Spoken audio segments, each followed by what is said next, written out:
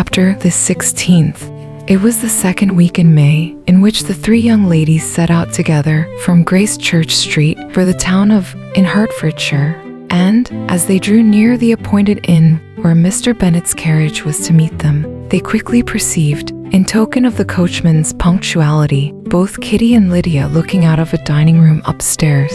These two girls had been above an hour in the place, happily employed in visiting an opposite milliner, watching the sentinel on guard, and dressing a salad and cucumber. After welcoming their sisters, they triumphantly displayed a table set out with such cold meat as an inn larder usually affords, exclaiming, "Is not this nice? Is not this an agreeable surprise? And we mean to treat you all," added Lydia, "but you must lend us the money, for we have just spent ours at the shop out there."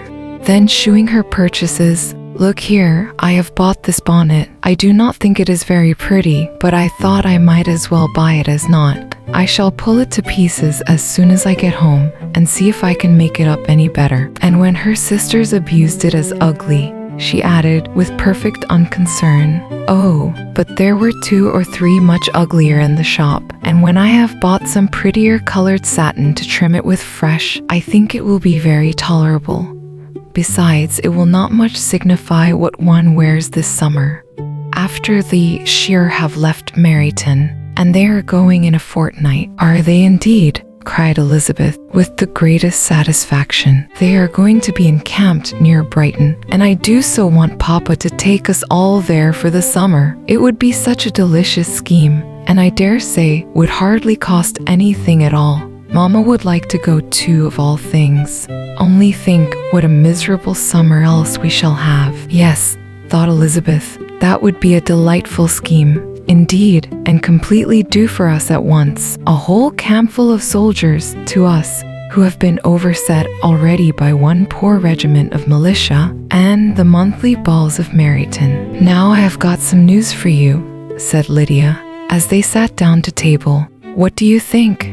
"It is excellent news, capital news, and about a certain person that we all like." Jane and Elizabeth looked at each other, and the waiter was told that he need not stay.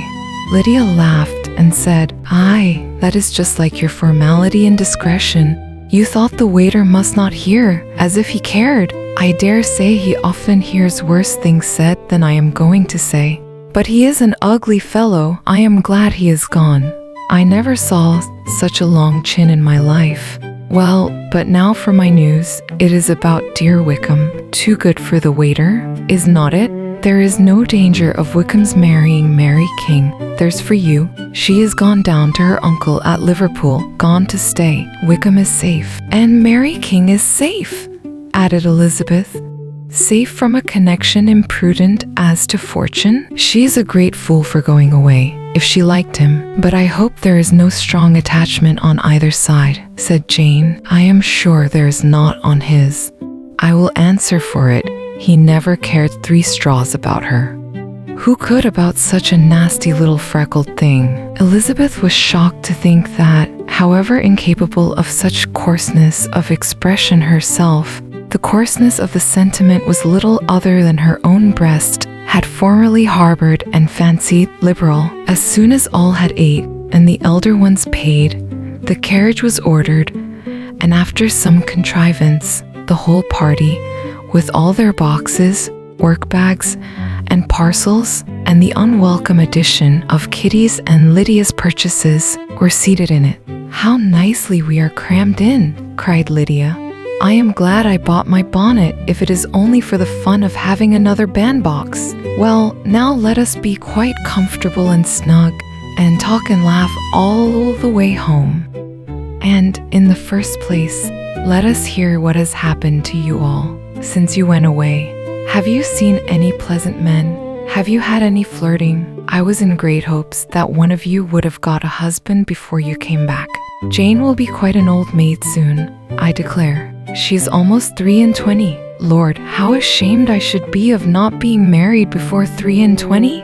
My Aunt Phillips wants you so to get husbands you can't think. She says Lizzie had better have taken Mr. Collins, but I do not think there would have been any fun in it. Lord, how I should like to be married before any of you, and then I would chaperone you about to all the balls.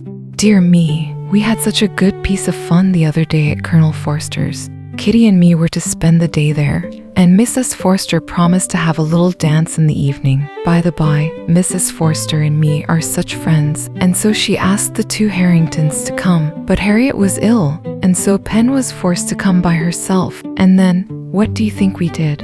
We dressed up Chamberlain in woman's clothes on purpose to pass for a lady. Only think what fun! Not a soul knew of it, but Colonel and Mrs. Forster, and Kitty and me, except my aunt, for we were forced to borrow one of her gowns, and you cannot imagine how well he looked. When Denny and Wickham and Pratt and 2 or 3 more of the men came in, they did not know him in the least. Lord, how I laughed, and so did Mrs. Forster. I thought I should have died, and that made the men suspect something. And then they soon found out what was the matter. With such kind of histories of their parties and good jokes, did Lydia, assisted by Kitty's hints and additions, endeavor to amuse her companions all the way to Longbourn.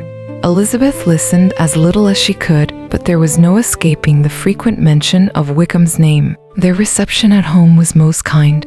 Mrs. Bennet rejoiced to see Jane in undiminished beauty, and more than once during dinner did Mr. Bennet say voluntarily to Elizabeth, "I am glad you are come back, Lizzie." Their party in the dining room was large, for almost all the Lucases came to meet Maria and hear the news, and various were the subjects which occupied them. Lady Lucas was inquiring of Maria across the table after the welfare and poultry of her eldest daughter. Mrs. Bennet was doubly engaged, on one hand collecting an account of the present fashions from Jane, who sat some way below her, and on the other, retailing them all to the younger Miss Lucases, and Lydia, in a voice rather louder than any other person's, was enumerating the various pleasures of the morning to anybody who would hear her. "Oh, Mary," said she, "I wish you had gone with us, for we had such fun." As we went along, Kitty and me drew up all the blinds and pretended there was nobody in the coach, and I should have gone so all the way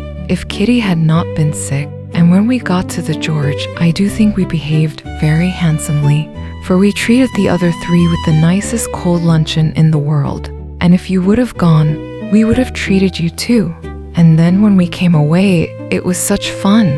I thought we never should have got into the coach. I was ready to die of laughter. And then we were so merry all the way home. We talked and laughed so loud that anybody might have heard us 10 miles off. To this, Mary very gravely replied, "Far be it from me, my dear sister, to depreciate such pleasures. They would doubtless be congenial with the generality of female minds, but I confess they would have no charms for me. I should infinitely prefer a book." But of this answer Lydia heard not a word. She seldom listened to anybody for more than half a minute, and never attended to Mary at all. In the afternoon, Lydia was urgent with the rest of the girls to walk to Meryton and see how everybody went on. But Elizabeth steadily opposed the scheme. It should not be said that the Miss Bennets could not be at home half a day before they were in pursuit of the officers. There was another reason too for her opposition. She dreaded seeing Wickham again, and was resolved to avoid it as long as possible. The comfort to her of the regiment's approaching removal was indeed beyond expression. In a fortnight they were to go, and once gone, she hoped there could be nothing more to plague her on his account. She had not been many hours at home before she found that the Brighton scheme, of which Lydia had given them a hint at the inn, was under frequent discussion between her parents. Elizabeth saw directly that her father had not the smallest intention of yielding, but his answers were at the same time so vague and equivocal that her mother, though often disheartened, had never yet despaired of succeeding at last. Your likes and subscriptions help us create more videos. Thank you.